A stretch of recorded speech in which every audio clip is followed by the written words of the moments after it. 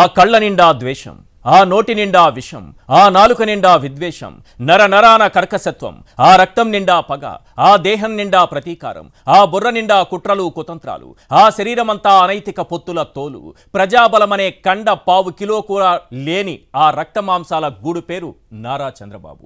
వెన్నుపోటుకు patent పొందిన ఆ శరీరానికి ఇప్పుడు 75 ఏళ్లు. పుట్టినరోజు పండగే అందరికీ. మరి పుట్టింది కుట్రలు కుతంత్రాలు కోసమే అయితే అది పండుగ కాదు, దండగా. ఎస్, 75 వయసులో కుర్చీ దక్కదన్న ఆక్రోశంతో, దోచుకోవడానికి అవకాశం రాదన్న ఆవేదనతో, జగన్ జనాదరణ చూసి తట్టుకోలేని ఫ్రస్ట్రేషన్తో చంద్రబాబు తన నిజ స్వరూపాన్ని పబ్లిక్ ముందు పబ్లిక్గానే బయట పెట్టుకుంటున్నారు. వయసు మీద పడితే సరిపోదు సార్, 40 years ఇండస్ట్రీ అని చంకలు గుద్దుకుంటే సరిపోదు సార్. 14 ఏళ్లు ముఖ్యమంత్రిగా చేశానని చెప్పుకునే చంద్రబాబు ఇప్పుడు ముఖ్యమంత్రి జగన్ పై ఏం మాట్లాడుతున్నారో తెలుసా? ఎంతగా తోలనాడుతున్నారో తెలుసా? ఎంతగా ద్వేషిస్తున్నారో తెలుసా? ఎంతగా విషం చిమ్ముతున్నారో తెలుసా?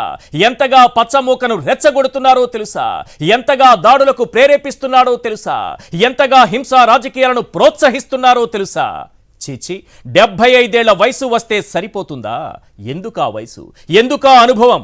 ఇవి నేను వేస్తున్న ప్రశ్నలు కాదు, 5 కోట్ల మంది రాష్ట్ర ప్రజలు అడుగుతున్న ప్రశ్నలు. రాళ్లతో కొట్టాలి, గాజు గ్లాస్తో పొడవాలి అంటూ ఒక నాయకుడిలా కాకుండా ఉగ్రవాదిలా మాట్లాడుతున్నారు. దీంతో చంద్రబాబును ప్రజలు నిలదీస్తున్నారు. ఎస్, క్వశ్చన్ నెంబర్ 1, రాష్ట్ర ముఖ్యమంత్రిని రాళ్లతో కొట్టండని పచ్చమూకల్ని రెచ్చగొడతావు, నువ్వేం నాయకుడి వినారా? క్వశ్చన్ నెంబర్ 2, రాష్ట్ర ముఖ్యమంత్రిని సీసం పోసి సమాధి చేయాలని పచ్చమూకల్ని రెచ్చగొడతావు, నువ్వేం నాయకుడి వినారా? క్వశ్చన్ నెంబర్ 3, ఎవరైనా ప్రశ్నిస్తే గాజు గ్లాసుతో పొడవాలంటూ పచ్చమూకల్ని రెచ్చగొడతావు, నువ్వేం నాయకుడి వినారా? క్వశ్చన్ నెంబర్ 4, మీరు కన్నెర చేస్తే జగన్ మసైపోతాడని పచ్చమూకల్ని రెచ్చగొడతావు, నువ్వేం నాయకుడి వినారా? క్వశ్చన్ నెంబర్ 5, జగన్ నువ్వు నాతో పెట్టుకున్నావు, తగిన శాస్తి చేసి చూపిస్తానంటూ హెచ్చరిస్తావు, నువ్వేం నాయకుడి వినారా? క్వశ్చన్ నెంబర్ 6, జగన్ పరదాలు దాటినా నీ అంతు చూస్తానని పబ్లిక్గా హెచ్చరిస్తావు, నువ్వేం నాయకుడి వినారా? క్వశ్చన్ నెంబర్ 7, అమరావతి లేకుండా చేశావు, నేను నిన్ను లేకుండా చేస్తానని పబ్లిక్గా హెచ్చరిస్తావు, నువ్వేం నాయకుడి వినారా? క్వశ్చన్ నెంబర్ 8, జగన్ నువ్వు గాల్లోనే వచ్చావు, గాల్లోనే పోతావని పబ్లిక్గా హెచ్చరిస్తావు, నువ్వేం నాయకుడి వినారా? క్వశ్చన్ నెంబర్ 9, పచ్చమూకల్ని రెచ్చగొట్టి ముఖ్యమంత్రిపైనే హత్యాయత్నం జరిగేలా చేశావు, నువ్వేం నాయకుడి వినారా? క్వశ్చన్ నెంబర్ 10, కుర్చీ దక్కదనే ఫ్రస్ట్రేషన్లో దాడులు, హత్య రాజకీయాలకు తెరతీశావు, నువ్వేం నాయకుడి వినారా? రైట్, ఈ అంశాలపైనే మనం మాట్లాడబోతున్నాం. చర్చలో పాల్గొంటున్నారు లక్ష్మీపార్వతి గారు, వైఎస్ఆర్సీపీ జనరల్ సెక్రటరీ, ఇక పోతిన మహేష్ గారు, వైఎస్ఆర్సీపీ నాయకులు, అలాగే పురుషోత్తం రెడ్డి గారు, సీనియర్ అనలిస్ట్. అసలు చంద్రబాబులో ఇంత ఫ్రస్ట్రేషన్, కుర్చీ దక్కదనేటటువంటి ఫ్రస్ట్రేషన్లో ఆయన ఏం చేస్తున్నారో, ఏం మాట్లాడుతున్నారో, ఎలా తన పచ్చమూకల్ని రెచ్చగొడుతున్నారు, ఏ రకంగా ముఖ్యమంత్రిని ద్వేషిస్తున్నారు, ఏ రకంగా ఆయనపై విషం చిమ్ముతున్నారు, ఏ రకంగా పగ ప్రతీకారాలతో రగిలిపోతున్నారో మనకందరికీ అర్థమవుతోంది. చంద్రబాబు నాయుడు అనే ఒక వ్యక్తి 2 నిమిషాల వీడియోలో ఆయనకున్నటువంటి గుణాలు మొత్తాన్ని కూడా మీకు నేను చూపించబోతున్నాను. అసలు అంతకంటే ముందు మరి కాసేపట్లో మరో వీడియో కూడా మీకు చూపించబోతున్నాను. ఒక సంచలనానికి దారి తీసేటటువంటి వీడియోను మీకు చూపించబోతున్నాను. చంద్రబాబులో ఈ ఫ్రస్ట్రేషన్కు కారణం ఏంటి? ముఖ్యమంత్రిని రాళ్లతో కొట్టండి, లేదంటే గాజు గ్లాస్తో పొడవండి, సీసం పోసి సమాధి చేయండి, ఈ రకమైనటువంటి మాటలు మాట్లాడడానికి కారణమేంటో తెలుసా? టీడీపీ ఆఫీసు నుంచే సంచలనమైనటువంటి ఆడియో ఒకటి, వీడియో ఒకటి బయటపడింది. మరి కాసేపట్లోనే మీ ముందు ఉంచబోతున్నాను. అసలు ఏం జరుగుతోందన్న భయం ఈరోజు చంద్రబాబు గుండెల్లో టన్నుల కొద్దీ పేరుకుపోయింది. 175కు 175 సీట్లు క్లీన్ స్వీప్, వై నాట్ 175 అని జగన్ ఏ ధైర్యంతో చెప్పగలుగుతున్నారో చంద్రబాబుకు తెలిసొచ్చింది. అందుకు ఆధారం ఈరోజు మన ముందుంది. ఈరోజు టీడీపీ ఆఫీస్లో ఏం జరిగింది, వాళ్ళు ఎన్ని సీట్లలో గెలవబోతున్నారు, వైఎస్ఆర్సీపీ ఎన్ని స్థానాల్లో గెలవబోతోంది, అసలు టీడీపీ పరిస్థితి ఏంటి, దీనాతి దీనమైన స్థితిలో ఉంది. ఇది నేను చెబుతున్నది కాదు, ఒక సంచలనమైనటువంటి వీడియో మరి కాసేపట్లోనే మీకు ప్రజెంట్ చేయబోతున్నాను. చూస్తూనే ఉండండి, ఎట్టి పరిస్థితుల్లో మిస్ కాకండి. వాళ్ళ గుండెల్లో, చంద్రబాబు గుండెల్లో ఈరోజు టన్నుల కొద్దీ భయం ఎందుకు పేరుకుపోయిందంటే ఆ వీడియోనే ఆన్సర్ చెబుతుంది. చంద్రబాబు ఇంత ద్వేషం ఎందుకు కక్కుతున్నారంటే ఆ వీడియోనే సాక్ష్యంగా నిలుస్తుంది. చంద్రబాబులో కుర్చీ దక్కదనే ఫ్రస్ట్రేషన్ పీక్ స్థాయికి ఎందుకు వెళ్ళిపోయిందంటే ఆ వీడియోనే మీకు సమాధానం చెబుతుంది. రైట్, ఆ వీడియో ప్లే చేద్దాం, కాసేపట్లోనే మనకు అందబోతోంది. రైట్, ముందుగా మనం ఒకసారి పోతిన మహేష్ గారితో మాట్లాడదాం. పోతిన మహేష్ గారు, ఏంటి చంద్రబాబులో ఈ ఫ్రస్ట్రేషన్ పీక్స్కి వెళ్ళిపోవడానికి కారణం ఏంటి? ఒక ముఖ్యమంత్రిని రాళ్లతో కొట్టాలంటారు, గాజు గ్లాస్తో పొడవాలంటారు, సీసం పోసి సమాధి చేయాలంటారు, ఆ గాజు గ్లాసును విసిరితే గుండెల్లో గుచ్చుకోవాలంటారు. ఏంటి ఈ ఫ్రస్ట్రేషన్ ఏంటి? ఇది ఫ్రస్ట్రేషనా, అక్కడికే ఆగుతోందా, లేకపోతే ఉద్దేశపూర్వకంగానే తెలిసే ఒక భౌతిక దాడులు చేయించాలనే కుట్ర కూడా ఇందులో ఉందా? చంద్రబాబు నాయుడు గారు కూటమి ఏర్పడితే మనకి సునాయాసంగా విజయం వస్తుంది, మనకి అన్ని పార్టీల మద్దతు వస్తుంది, ప్రజల మద్దతు వస్తుంది, మనం ఖచ్చితంగా అధికారంలోకి వచ్చేస్తామనేటువంటి పకటకళ్ళకు అన్నారు. కానీ కూటమి ఏర్పడిన దగ్గర నుంచి ఈ రోజు వరకు కూడా మీరు చూడండి, ఎక్కడ సీట్లు సర్దుబాటు కాల, ఏ పార్టీ ఒక పార్టీకి ఒకటి ఇంతవరకు సహకరించకపోగా జనసేన పార్టీ మొత్తం అన్ని జిల్లాల్లో ఖాళీ అయిపోయి వైఎస్ఆర్సీపీ పార్టీలో చేరింది. చంద్రబాబు గారి మాట కూడా వినకుండా చాలా చోట్ల నామినేషన్లు వేశారు. నిన్న ఇవాళ మీరు చూశారు, నామినేషన్లు కూడా వేశారు చాలా చోట్ల రెబల్ అభ్యర్థులుగా. అంటే కూటమి ఓటమి ఖాయమైందనేటువంటి విషయం చంద్రబాబు నాయుడు గారికి స్పష్టంగా తెలుసు. జగన్మోహన్ రెడ్డి గారి సంక్షేమ పథకాలు కానీ అభివృద్ధి కానీ కళ్లకు కట్టినట్టు కనిపిస్తోన్నాయి. ప్రతి కుటుంబం కూడా సంక్షేమ పథకాల వల్ల లబ్ధి పొందింది. అది మనం చెప్పక్కర్లా, అమ్మఒడి ద్వారా, భరోసా ద్వారా, పెన్షన్ ద్వారా, అలాగే సెంటు భూమి ద్వారా, ఇలాగ అనేక అంశాల్లో ప్రతి కుటుంబం కూడా లబ్ధి పొందింది. రైతు భరోసా తీసుకున్న లబ్ధి పొందారు. ఇలాగ అన్ని విషయాల్లో లబ్ధి పొందిన తర్వాత ఖచ్చితంగా ప్రజలు జగన్మోహన్ రెడ్డి గారిని మరొకసారి ఆదరిస్తారు. వై నాట్ 175 అంట అన్నారు, ఆ దిశగా అడుగులు పడతా ఉన్నాయి. ఖచ్చితంగా ఓడిపోతాం అనేటువంటి విషయం చంద్రబాబు నాయుడికి అర్థమయ్యి ప్రజల్ని రెచ్చగొట్టాలి, జగన్మోహన్ రెడ్డి గారి మీద దాడి చేయాలి. ఏదో రకంగా ప్రజల్లో మీరు చూశారుగా ఆయన చెప్పే మాటలు, ఆవేశం, పౌరుషం, అంటే ప్రజల్ని రెచ్చగొడుతున్నాడు ఆయన. రెచ్చగొట్టి ప్రజల నుంచి కొంతమంది ఉన్మాదులను తయారు చేయాలి. ప్రజలు ఎక్కడైనా మంచిగా అభివృద్ధి చెందాలి, మంచి జీవితం గడపాలి, వాళ్ళకి మంచి పథకాలు అందించాలి, అభివృద్ధి చేయాలని ఆలోచన చేయాలి జగన్మోహన్ రెడ్డి గారి లాగా. కానీ చంద్రబాబు నాయుడు గారు ఏం చేస్తున్నారు, వాళ్ళు రెచ్చగొడుతున్నారు. రౌడీల్లాగా, గోండాల్లాగా, హంతకుల్లాగా, ఒక కిరాయి మూకల్లాగా తయారు చేసేటువంటి నైజానికి చంద్రబాబు నాయుడు గారు ఉరికెట్టారు. అందుకని చూశారుగా, అందుకని ప్రజల్ని రాయిలేసి కొట్టండి, గాజు గ్లాస్ తో పొడవండి, ఇలాంటి మాటలు మాట్లాడారు. మంగళగిరిలో చూశాం, విజయవాడ సెంట్రల్ లో ముఖ్యమంత్రి జగన్మోహన్ రెడ్డి గారి మీద దాడి ఘటన చూశాం. ఇవన్నీ కూడా చంద్రబాబు గారి కనుసైగల్లోనే జరుగుతూ ఉన్నాయి. ప్రజాస్వామ్యబద్ధంగా జగన్మోహన్ రెడ్డి గారిని ఎదుర్కోలేకే ఏదో రకంగా జగన్మోహన్ రెడ్డి గారిని ఇబ్బంది పెట్టాలి, వారికి ప్రాణహాని కలిగించాలి అనేటువంటి కుట్రలో భాగంగానే చంద్రబాబు నాయుడు గారు ఇటువంటి పని చేస్తున్నారు. 2 రోజుల నుంచి అందుకని ఫ్రస్ట్రేషన్తో ఊగిపోతున్నారు. పవన్ కళ్యాణ్ గారిని కూడా చూశారుగా, ఎక్కడైనా దేశంలో ఏ నాయకుడైనా అలా ఊగిపోయే నాయకుడిని చూసామా? ఊగిపోతున్నారు ఈ మధ్య. ఊగిపోయే నాయకులను ఎక్కడైనా చూసామా? ఎక్కడైనా నిలకడగా నిలబడి 5 నిమిషాలు ఉపన్యాసం చెప్పగలుగుతున్నారు ప్రజలకి? చెప్పట్లా. మేము ఏమి మంచి చేస్తామని మాట్లాడట్లా. ఎంతసేపు జగన్మోహన్ రెడ్డి గారి మీద దాడి చేయండి, గ్లాస్ పగలగొట్టండి, రాళ్లతో కొట్టండి, హింసని ప్రేరేపిస్తున్నారు రాష్ట్రంలో. పవన్ కళ్యాణ్ కూడా తొక్కేస్తా జగన్, అలా తొక్కకపోతే నా పేరు పవన్ కాదు, నాది జనసేన పార్టీ కాదు అని అంటున్నారు. ఏంటి ఈ విద్వేషం ఏంటి? అంటే చంద్రబాబు నుంచే వచ్చిందా, ఇద్దరిలోనూ ఫ్రస్ట్రేషన్ ఉందా? మీరు ఇక్కడ ఒకసారి 2018 ఆవిర్భావ సభకు కూడా వెళ్ళాలేశ్వర్ గారు.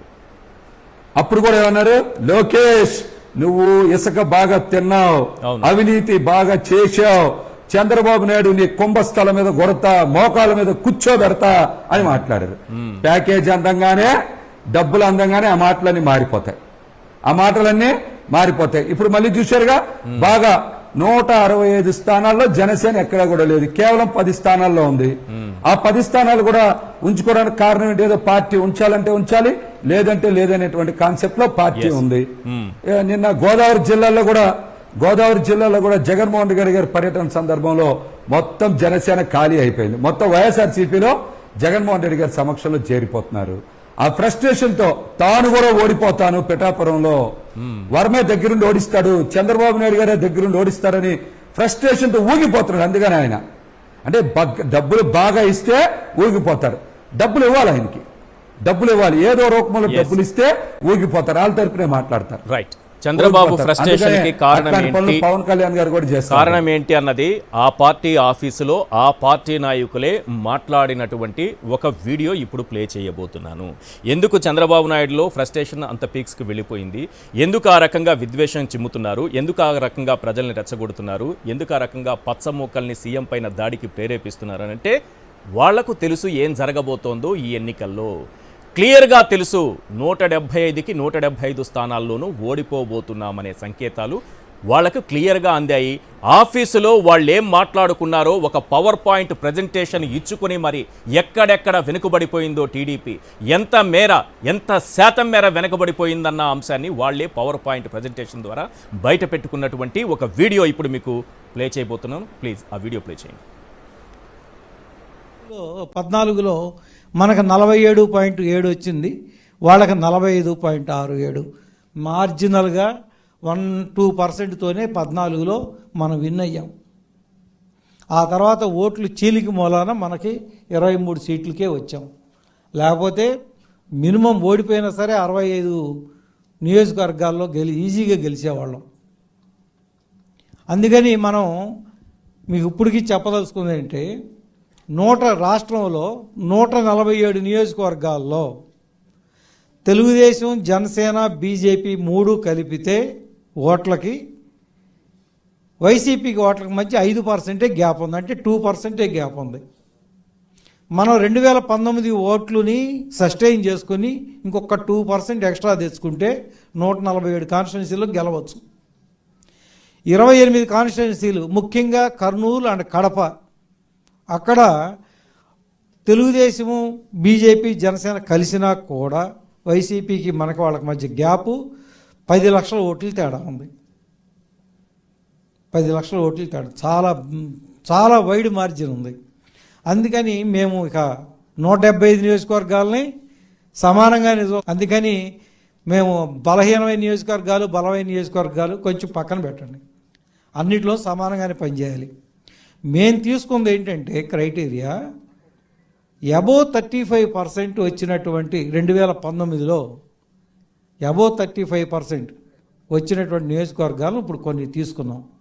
ఇంకా ఈ 30 కాన్స్టిట్యున్సీలు కాకుండా ఇంకా అందరం పనిచేస్తానంటే 14లో TDP state election cell coordinator Koneru Suresh వారే మాట్లాడారు. వాళ్ళ టీడీపీ ఆఫీస్లో మాట్లాడింది. 147 స్థానాల్లో వైఎస్ఆర్సీపీ ముందంజలో ఉంది. మనం 2% పైగా వెనుకబడిపోయి ఉన్నాం. కడప, కర్నూలు తీసుకుంటే 10 లక్షల ఓట్ల తేడా కనిపిస్తోంది. అంటే క్లీన్ స్వీప్ అనేది ఇక్కడ క్లియర్గా కనిపిస్తోంది. ఆయన మొదట చెప్పిన 147, ఈ కర్నూలు, కడప అన్నీ తీసుకుంటే 175కి 175 వాళ్ళే చెప్పేస్తున్నారు చాలా క్లియర్గా. ఇదే చంద్రబాబులో ఫ్రస్ట్రేషన్కి కారణంగా మనకు క్లియర్గా కనిపిస్తోంది. ఇందులో 10 లక్షల ఓట్లు ఒక కర్నూలు, కడప గురించి మాట్లాడుతున్నారు కదా. 2014 ఎన్నికల్లో 5 లక్షల ఓట్లతోనే వైఎస్ఆర్సీపీ ఓడిపోయింది ప్రతిపక్ష స్థానానికి. కానీ 10 లక్షల ఓట్లు ఒక వీళ్ళు ఇక్కడ మాట్లాడుతున్నారు రాయలసీమకు సంబంధించి. అంటే రాయలసీమలో కేవలం 3 స్థానాలు ఉన్నాయి. ఆ 3 కూడా గోవిందా అయిపోబోతున్నాయా, అందుకే ఈ మాటలన్నీ వినిపిస్తున్నాయా చంద్రబాబు నుంచి అన్నది క్లియర్గా మనకు అర్థమవుతోంది. వాళ్ళు మాట్లాడుకున్న మాటలే, వాళ్ళు విశ్లేషించుకున్న అంశాలే, వాళ్ళు ఏ నియోజకవర్గాల్లో ఏ పార్టీ ఉంది, బలంగా ఉందని వాళ్ళుగా విశ్లేషించుకుని అక్కడ ఓట్ షేర్ ఏ రకంగా ఉందనేది వాళ్ళే చెప్పుకున్నటువంటి వీడియో అది. ఎస్ లక్ష్మీపార్వతి గారు, ఏంటి ఇలాంటి వీడియో ఒకటి బయటపడుతుందని, టీడీపీ మరీ అసలు 175కి 170 స్థానాల్లో కూడా అస్సలు ఉనికే లేకుండా పోతుందని మీరు ఎప్పుడైనా ఊహించారా? ఎన్టీఆర్ గారు స్థాపించిన పార్టీ నేను ఎప్పుడూ ఊహించాను. నేనన్న మాట కాదు, ఎన్టీఆర్ గారు స్వయంగా అన్నమాట. ఈశ్వర్ ఆయన అన్నారు, అసలు నాకే ఇంత అవమానం జరిగిన ఈ పార్టీ ఉంటేనేమి పోతేనేమి, I'm not interested Telugu Desam party now అని చెప్పారు ఆయన ఆ రోజుల్లోనే. ఆయనకి అందుకనే అసలు ఆయన సింబల్ కూడా కోరుకోలే. నాకు సింహం గుర్తు ఇవ్వండి ఆయన ఎలక్షన్ కమిషన్కి లెటర్ రాశారు. అంటే పార్టీ సమూలంగా అసలు వెళ్ళిపోవాలి, ఏ గుర్తు లేకుండా ఆయన కోరుకున్నారు ఎన్టీఆర్ గారు. అట్లా ఎందుకంటే ఈ దుర్మార్గుడు ఏంటో తెలిసిన తర్వాత ఎన్టీఆర్ గారు ఎంత అసహించుకున్నారని పార్టీని కూడా, నామకుళ్ళు దిక్కుముక్కు లేని వాళ్ళందరినీ తీసుకొచ్చి సీట్లు ఇచ్చి ఎన్టీఆర్ అనేటువంటి 3 అక్షరాలతో అద్భుతంగా గెలిపించినటువంటి వాళ్ళంతా ఇంత వెన్నుపోటు పొడిస్తే అట్లాంటి పార్టీ తనకెందుకు? తన మీదే చెప్పులేసి అవమానం చేసి తన ప్రాణాన్ని, ఇప్పుడు ఆయన ఎంత జబ్బుతో ఉన్నారో అందరికీ తెలుసు. 2 సార్లు హార్ట్ సర్జరీ జరిగింది ఆయనకి, పెరాలటిక్ స్ట్రోక్ వచ్చింది, అలాగే షుగర్ బీపీ 35 సంవత్సరాలు. అలాంటి వ్యక్తిని చెప్పులేస్తే ఏ గుండె అయినా ఆగిపోకుండా ఉంటుందా? ఇది ప్లాన్గా మర్డర్ చేసిందే కదా. ఈరోజు చంద్రబాబు నైజం ఏంటో చెప్పడానికి ఇవి చెప్తున్నాను. ఒక్క మాట, ఈ చంద్రబాబు ఫ్రస్ట్రేషన్ పీక్స్ కి వెళ్ళిపోవడానికి కారణం ఏంటి? కారణం ఏంటంటే ప్రత్యక్షంగా కనిపిస్తానే ఉంది. ఇప్పుడు ప్రతి మాట వినిపించి, ఇదే మనం సొంతంగా మన నోటితో చెప్పిన మాటలు కదా, ఆయన అలా అన్నారు ఇలా అన్నారు చేసిన ఆరోపణలు కాదు, ఆయన నోటితో ఆయన అన్నదే వినిపించారు. ఈరోజు అతను పుట్టినరోజు 420 కదా, చంద్రబాబు నాయుడు 4 నెల 20వ తారీఖు. అలాగే అడాల్ఫ్ హిట్లర్ పుట్టినరోజు కూడా ఇదే 420 అంటే మళ్ళీ 4వ నెల 20వ తారీఖున చాలా బాగా క్లబ్ చేసినట్టున్నారు కదా. ఎంత కరెక్ట్గా పుడతారు చూడు. అడాల్ఫ్ హిట్లర్ కూడా ఇదే రోజు. అతను ఎంతమంది పసిబిడ్డలు కూడా ఊచకోత గోయించాడు, చరిత్ర మనం మర్చిపోలేం కదా. జర్మన్ చరిత్రలో శాశ్వతంగా హిట్లర్ లాంటి ఒక హంతకుడు, ప్రజాహంతకుడిని అదే అంశతో పుట్టాడు చంద్రబాబు నాయుడు. అందుకే అదే రోజు పుట్టాడు. అందుకే మీరు ఫస్ట్లోనే అన్నారే అతను 75 ఏళ్ల వయసులో ఏమిటి ఇదని. దాని షేక్స్పియర్ ఒక మాట అంటారు, Eshwar, thou shouldst not have been old before thou hadst been wise. నువ్వు ఎంత వయసు పెద్దదైందనే కాదు, నీకు ఎంత జ్ఞానం ఉంది, ఎంత సంస్కారం ఉంది, ఆ సంస్కారంతో నువ్వు సమాజాన్ని ఏం ఉద్ధరిస్తున్నావు అనేది నేర్చుకున్నప్పుడే నీ వయసుకు గౌరవం వస్తుంది. అది లేనప్పుడు నీ వయసు ఎందుకు తగలబెట్టిన తాడి చెట్టుకి వస్తుంది అంత వయసు. సీఎంగా చేశారు, 75 ఏళ్ల వయసు. ఈయన ముఖ్యమంత్రిగా చేసిన వ్యక్తి ఒక ముఖ్యమంత్రిని ఉద్దేశించి రాళ్లతో కొట్టండి, గాజు గ్లాస్తో పొడవండి, సీసం పోసి సమాధి చేయండి, నాతో పెట్టుకున్నావు నీ అంతు చూస్తా, గాల్లోనే వచ్చావు గాల్లోనే పోతావు, అమరావతి లేకుండా చేసావు నిన్నే లేకుండా చేస్తా. అసలు ఇలాంటి మాటలు మాట్లాడే నాయకుడు ఈ ఎక్కడైనా ఉన్నారా? నేలపైన ఉన్నారా? అసలు అతనే ఉంటాడు ప్రత్యేకించి. ఎందుకంటే నాకు తెలిసి అయిపోయింది, ఇక లాస్ట్కి వచ్చాడు అతను. అందుకనే ఇంకా ఫ్రస్ట్రేషన్లో ఈ విధంగా ఎప్పటికప్పుడే అతను రాబిన్ శర్మ మొన్న విరమించుకున్నాడు ఆల్మోస్ట్. ఎందుకంటే ఇక అసలు నువ్వు ఏ విధంగా చేసినా కూడా నువ్వు పైకి ఇతను టీడీపీ రావట్లేదు. ప్రజెంట్ చేస్తుంటారు వీళ్ళు, అంటే సొంతంగా చేయడం అంటే ఆ పార్టీకి సంబంధించినటువంటి విశ్లేషణ కదా. విశ్లేషణే కానీ బయటికి ఎట్లా వచ్చిందంటే ఆఫీస్లో వాళ్ళు మాట్లాడుకున్నది అదే అచ్చెన్నాయుడు మాట్లాడింది ఎట్లా బయటకు వచ్చింది, ఇది అట్లాగే బయటకు వచ్చింది. నచ్చని వాళ్ళు టీడీపీలో చాలా మంది ఉన్నారు. వాస్తవం ఏంటంటే ఇతను ఇంత తెగింపు చర్యలు, ఇతను కొడుకు కూడా అలాగే క్రిమినల్గా తయారాడు. నిన్న వెంకటరెడ్డి గారి విషయం చూస్తే ఎంత బాధేస్తా ఉందంటే, వెళ్ళి కావాలని బైక్తో గుద్ది. ఈ బైక్లు ఎవరిచ్చారు? ఈ లోకేషే కదా. తండ్రి నేర్పిన సంస్కారం ఏంటంటే వాడికి చదువు రాదు, సంస్కారం లేదు, భాష లేదు, మాట్లాడటానికి ఏ భాష రాదు. కానీ వాడికి వచ్చిందల్లా ఏంటంటే తండ్రి గుణం, ఈ క్రిమినాలిటీ. ఎంత క్రిమినల్ మనస్తత్వం. మీరు ఎన్నైనా చేయండి, ఎంత చేస్తే అంత మంచి పదవి వస్తుంది, నా అపాయింట్మెంట్ ఇస్తాడు. ఈడో పెద్ద లీడర్ వచ్చి దిగి వచ్చినట్టుగా ఈయన నా అపాయింట్మెంట్ దొరుకుతుందంట. అందుకని ఇట్లా రెచ్చగొట్టి డబ్బులు ఇచ్చి తాగబోయించి నిన్న దారుణాతి దారుణం. అలాగే రాష్ట్రంలో అన్ని చోట్ల జరుగుతున్న దాడులు చూడండి ఒకసారి. నిన్న ఈరోజు జరుగుతున్నటువంటిగా వైకాపా కార్యకర్తల మీద ఎటువంటి దాడులు జరుగుతున్నాయి. అసలు ఇక్కడ ఎలక్షన్ కమిషన్ ఏం చేస్తుందో మాకు అర్థం కావట్లేదండి. ఎందుకు సీరియస్గా తీసుకోవట్లేదు? మొన్న పోలీసునే ఢీ కొట్టారు కదా తమ్మళ్ళపల్లి పోలీసుని. అంతమంది వద్దు వెళ్ళొద్దంటే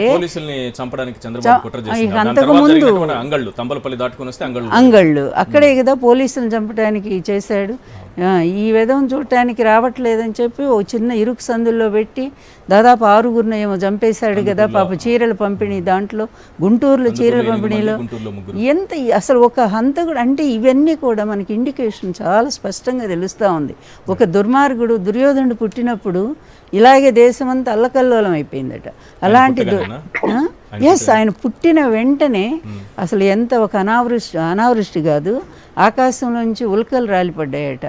అదేవిధంగా భయంకరమైన నక్క కూతలు, ఇంకేంటి ఇవి తుఫాన్లు, ఇంత భయంకరమైన వాతావరణం వస్తే అప్పుడే పురోహితులు చెప్పారట రాజగురువులు. పురాణాలు 1950 ఏప్రిల్ 20 ఇలాంటి ఘటన ఏమైనా జరిగిందా? ఇలా జరిగే ఉండొచ్చు. ఇప్పుడు అంత దూరం మనం పోలేకపోతున్నాం. పుట్టిన కనుక ఎందుకు ఆయన పెరిగిన నుంచి మీకు ఒక్కసారి విద్యార్థి దశకి వెళ్ళి చూస్తే ఎస్వి యూనివర్సిటీలో ఇతను హాస్టల్లో నిద్రపోతున్నటువంటి పాపం రెడ్డి కుర్రాళ్ళ మీద ఇతను చేయించిన దాడులేంటో ఒక్కసారి బయటికి తీస్తే ఇంత దుర్మార్గుడో ఇతని మనస్తత్వం ఏంటనేది అర్థమవుతుంది. సొంత మామనే ఆ విధంగా చనిపోవటానికి కారకుడయ్యాడే. క్షుద్ర పూజలు చేశారు ఈశ్వర్. స్వయంగా ఆఫీసర్ వచ్చి మాకు చెప్పాడు. ఎన్టీఆర్ గారు కళ్ళ వెంట నీళ్లు. అసలు కేరళ నుంచి ఇప్పుడు మొన్న కూడా అదే కదా, లోకేష్ని ముఖ్యమంత్రిని చేసుకోవాలి. 100% దరిద్ర ఫ్యామిలీ. ఎన్టీఆర్కి సంతానం కాదు కలిగింది, ఆయన మరణానికి కారకులైన వ్యక్తులు ఆయన సంతానంగా కలిగారు. కూతుళ్ళ రూపంలో ఈ పురంధరీశ్వరి కానీ ఈ భువనేశ్వరి కానీ తీసుకొచ్చి క్షుద్ర పూజలు చేయించారు తండ్రికి ఎగనెస్ట్గా. ఇంతకంటే నీచమైన కుటుంబం, ఇంత నీచమైన సంస్కారాలు ఎక్కడ మనం చూడలే కుటుంబ వ్యవస్థలో. 14 ఏళ్లు ముఖ్యమంత్రిగా పనిచేశానని చెప్పుకునేటటువంటి చంద్రబాబు నాయుడు ప్రస్తుత ముఖ్యమంత్రిని ఉద్దేశించి రాళ్లతో కొట్టండి, గాజు గ్లాస్తో పొడవండి, సీసం పోసి సమాధి చేయండి, నాతోనే పెట్టుకున్నావు నీ అంతు చూస్తా, గాల్లో వచ్చావు గాల్లోనే పోతావు, అమరావతి లేకుండా చేశావు నిన్నే లేకుండా చేస్తా, ఇలాంటి మాటలు ఎందుకు మాట్లాడుతున్నారంటే మరొకసారి ఆ సంచలన వీడియో మీకు చూపించబోతున్నాను. పురుషోత్తం రెడ్డి గారితో మాట్లాడే ముందు ఒక్కసారి ఆ వీడియో ప్లే చేయండి. చంద్రబాబులో ఈ ఫ్రస్ట్రేషన్కి కారణం ఏంటి పదే చెబుతున్నాను, పూర్తిగా అర్థమైపోయింది సిచ్యువేషన్ ఏంటో. వై నాట్ 175 అని ఇక్కడ వైఎస్ఆర్సీపీ అంటుంది, జగన్మోహన్ రెడ్డి గారు అంటున్నారు. ఆ 175 పూర్తిగా కోల్పోబోతున్నాం అనేటటువంటి భయం టన్నుల కొద్దీ చంద్రబాబులో నెలకొంది. దానికి కారణం వాళ్ళ పార్టీ నాయకులు, వాళ్ళ సొంత సర్వేలు వాళ్ళకి తేల్చింది ఏంటంటే 147 స్థానాల్లో పూర్తిగా వెనుకబడిపోయాం. ఇవి కాకుండా కడప కర్నూలు గురించి కూడా మాట్లాడుకున్నారు. అంటే 175కు 175 స్థానాల్లో ఓడిపోబోతున్నామని క్లియర్గా వాళ్ళకు సంకేతాలు అందాయి. రైట్, వాళ్ళ ఆఫీసులో పవర్ పాయింట్ ప్రజెంటేషన్ ద్వారా వాళ్ళకి రాబిన్ శర్మ ఇచ్చినటువంటి సర్వే రిపోర్ట్ ఆధారంగా, లేకపోతే వాళ్లే సొంతంగా జరిపించినటువంటి సర్వే రిపోర్టుల ఆధారంగా వాళ్ళు ఏం మాట్లాడుకున్నారో ఒక్కసారి మళ్ళీ మనం స్క్రీన్ పైన చూద్దాం. 14లో మనకు 47.7 వచ్చింది, వాళ్ళకి 45.67. మార్జినల్గా 1-2%తోనే 14లో మనం విన్ అయ్యాం. ఆ తర్వాత ఓట్లు చీలికి మూలాన మనకి 23 సీట్లకే వచ్చాం. లేకపోతే మినిమం ఓడిపోయినా సరే 65 నియోజకవర్గాల్లో ఈజీగా గెలిచేవాళ్ళం. అందుకని మనం మీకు ఇప్పటికీ చెప్పదలుచుకుంది ఏంటంటే రాష్ట్రంలో 147 నియోజకవర్గాల్లో తెలుగుదేశం, జనసేన, బీజేపీ 3 కలిపితే ఓట్లకి వైసీపీకి ఓట్లకి మధ్య 5% గ్యాప్ ఉంది, అంటే 2% గ్యాప్ ఉంది. మనం 2019 ఓట్లుని సస్టైన్ చేసుకుని ఇంకొక 2% ఎక్స్ట్రా తెచ్చుకుంటే 147 కాన్స్టిట్యున్సీలు గెలవచ్చు. 28 కాన్స్టిట్యున్సీలు, ముఖ్యంగా కర్నూలు అండ్ కడప, అక్కడ తెలుగుదేశము, బీజేపీ, జనసేన కలిసినా కూడా వైసీపీకి మనకు వాళ్ళకి మధ్య గ్యాపు 10 లక్షల ఓట్లు తేడా ఉంది. 10 లక్షల ఓట్లు తేడా, చాలా వైడ్ మార్జిన్ ఉంది. అందుకని మేము ఇక 175 నియోజకవర్గాలని సమానంగానే, అందుకని మేము బలహీనమైన నియోజకవర్గాలు, బలమైన నియోజకవర్గాలు కొంచెం పక్కన పెట్టండి, అన్నిట్లో సమానంగానే పనిచేయాలి. మేము తీసుకుంది ఏంటంటే క్రైటీరియా అబోవ్ 35% వచ్చినటువంటి 2019లో అబోవ్ 35% వచ్చినటువంటి నియోజకవర్గాలు ఇప్పుడు కొన్ని తీసుకున్నాం. ఇంకా ఈ 30 కాన్స్టిట్యున్సీలు కాకుండా ఇంకా అందరం పనిచేస్తానంటే 14లో మనకు 47.7 వచ్చింది, వాళ్ళకి 45.67. మార్జినల్గా 1-2%తోనే 14లో మనం విన్ అయ్యాం. ఆ తర్వాత ఓట్లు చీలికి మూలాన మనకి 23 సీట్లకే వచ్చాం. లేకపోతే సో వాళ్ళ బలహీనతలన్నీ కూడా చాలా క్లియర్గా ఉంది. 2014లో విన్ అయింది కూడా 1.5 సంథింగ్, 1 పాయింట్ సంథింగే అప్పుడు ఉన్నది.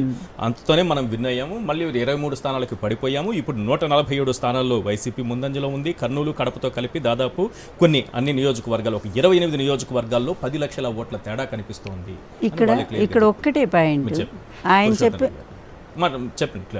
ఆయన చెప్పిన ప్రకారంగా ఇప్పుడు 47% మనం వచ్చామని అంటున్నారు.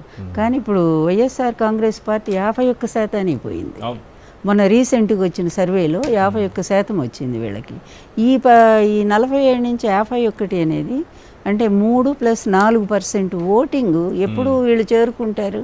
ఇలాంటి దాడులు చేయిస్తే చేరుకుంటారా? ఇలాంటి రౌడీజాన్ని ప్రదర్శిస్తే చేరుకుంటారా? సీఎం గారిని ఇష్టం వచ్చినట్టుగా తిట్టుకుంటూ తిరుగుతుంటే వీధుల్లో పిచ్చి పెట్టినట్టుగా వీళ్ళు చేరుకుంటారా ఓటింగ్ని? ప్రజలు ఎంత అసహించుకుంటున్నారో గమనించొద్దా? వీళ్ళు చేసిన మంచి పని ఇది మేము చేసాము 5 ఏళ్లలో, లేదు 14 ఏళ్లలో. హిట్లర్ 12 ఏళ్ళు, ఇతను 14 ఏళ్ళు, పెద్ద తేడా లేదు, 2 ఏళ్ళే. కనుక అట్లా వీళ్ళు చెప్పుకొని ఏమైనా తిరగలిగారా? ఇన్ని మీటింగ్స్ జరిగినాయి రాష్ట్రంలో, చంద్రబాబు నాయుడు తిరిగాడు, అలాగే లోకేష్ తిరుగుతున్నాడు, తెలుగుదేశం వాళ్ళు తిరుగుతున్నారు. ఈ మా నాయకుడు ఇది చేశాడు మాకు ఓటేయండి అని ఎవడైనా అడుగుతున్నాడా? చెప్పకుండా మీరు దాడి చేయండి, రాళ్లతో కొట్టండి, ఆయన ఇంకొకడు ఉన్నాడు, ఎవరు ఊగిపోతున్నాడే సినిమా హీరో, ఏదో అంటారే జోకర్, ఊగి పడిపోతాడు. పోతిని గారే చెప్పాలి అది ఏంటంటే. పురుషోత్తం రెడ్డి గారు, డైరెక్ట్ గా విషయానికి వచ్చేస్తున్నాను. ఏంటి ఫ్రస్ట్రేషన్ అంటే ఒక వీడియో ఒక సాక్ష్యంగా కనిపిస్తుంది, ఏం చెప్తారు సార్? ఈశ్వర్ గారు, అందరికీ నమస్కారం. నమస్తే.